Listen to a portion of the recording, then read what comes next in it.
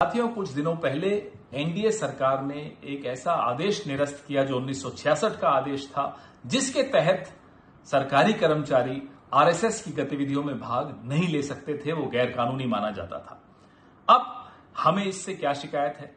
RSS एक अपंजीकृत संस्था है, अनरजिस्टर्ड ऑर्गेनाइजेशन, जिसका अपना कोई मेंबरशिप रजिस्टर नहीं है, जिसकी अकाउंट बुक्स नहीं है, जिसका टैक्स नहीं होता, लेकिन फिर भी वो हमारे जीवन में कितना बड़ा हस्तक्षेप करती है, यह आपके सामने है। हमारी शिक्षा नीति क्या होनी चाहिए, हमारी करिकुलम्स क्या होने चाहिए, मंत्री कौन होगा, भारतीय जनता पार्टी का अध्यक्ष कौन होगा, प्रधानमंत्री का चेहरा कौन होगा भारतीय जनता पार्टी, ये तमाम निर्णय आरएसएस लेती। यहां तक कि मंत्रियों के ओएसडी आरएसएस के लगते हैं, यूपीएससी का चेयरमैन आरएसएस लगाती है, यूनिवर्सिटीज के वाइस चांसलर्स आरएसएस के लगते हैं, एनटीए जो आजकल विवादों के घेरे में है उसका चेयरमैन आरएसएस लगाएगा।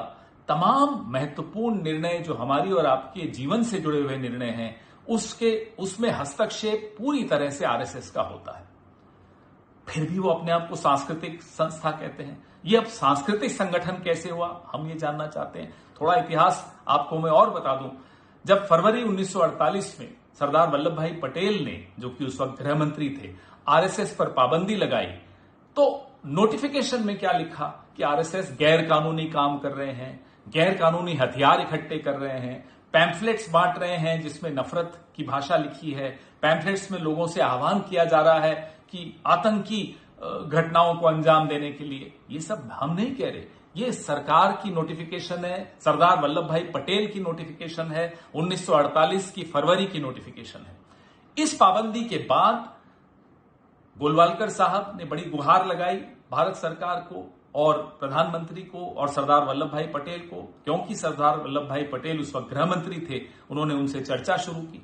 चर्चा में उन्हें यह आदेश दिया गया कि पाबंदी तभी हटेगी जब आप एक अपना संविधान बनाएंगे और उस संविधान में स्पष्ट तौर पे लिखेंगे कि आप ये जो सीक्रेटिव ऑर्गेनाइजेशन चलाते हैं ये नहीं चलाएंगे, रहस्य नहीं होना चाहिए, जो होना चाहिए पारदर्शी होना चाहिए, सबके सामने होना चाहिए, और भारत के संविधान और भारत के तिरंगे का सम्मान करेंगे, जो कि आरएसएस विरोध में थी, जिसके उनका सम्मान नहीं करते थे, सम्मान छोड़िए बिल्कुल विरोध करते थे।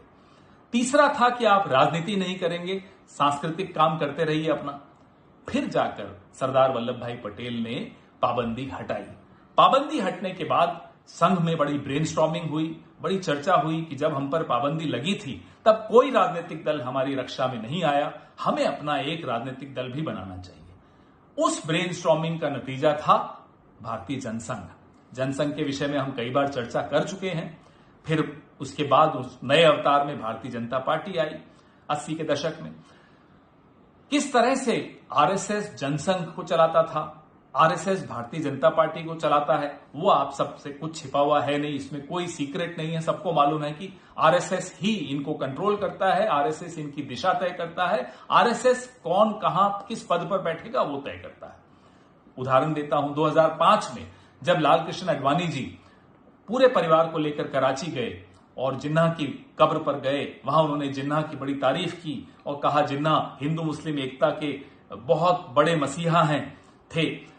तो संघ में बड़ा गुस्सा आया, संघ को बड़ा क्रोधित संघ ने आडवाणी जी से कहा कि भारतीय जनता पार्टी के अध्यक्ष पद से आप इस्तीफा दे दीजिए। आडवाणी जी को देना पड़ा। आडवाणी जी ने फिर सार्वजनिक रूप से कहा कि ये अच्छी बात नहीं है कि लोग ये बात करने लगे हैं, चर्चा करने लगे हैं कि भाजपा बिना संघ के इशारे पे कुछ नहीं कर सकती। ये न संघ के लिए अच्छा है न भाजपा के लिए अच्छा है। ये आडवाणी जी का भाषण था जो उन्होंने नेशनल एग्जीक्यूटिव में कहा था चेन्नई में। उसके बाद 2013 में जब नरेंद्र मोदी जी को प्रचार पैनल का प्रमुख बनाया, तब आडवाणी जी ने विरोध स्वरूप पार्टी के सभी पदों से इस्तीफा दिया।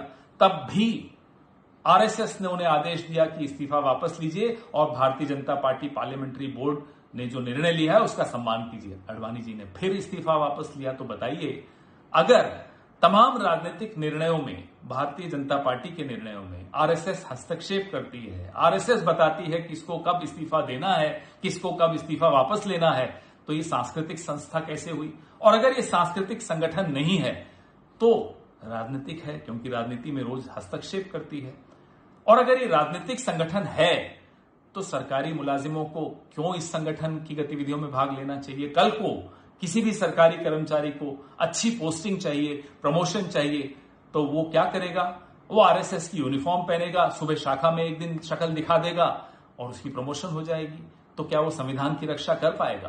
क्या वो गरीबों की रक्षा कर पाएगा? क्या उनके हकों के लिए लड़ पाएगा? वो सिर्फ और सिर्फ अपने शाखा वालों को खुश रखेगा, अपने प्रांत प्रचारक को खुश रखेगा, अपने नगर प्रचारक को खुश रखेगा, जिला प्रचारक को खुश रखेगा।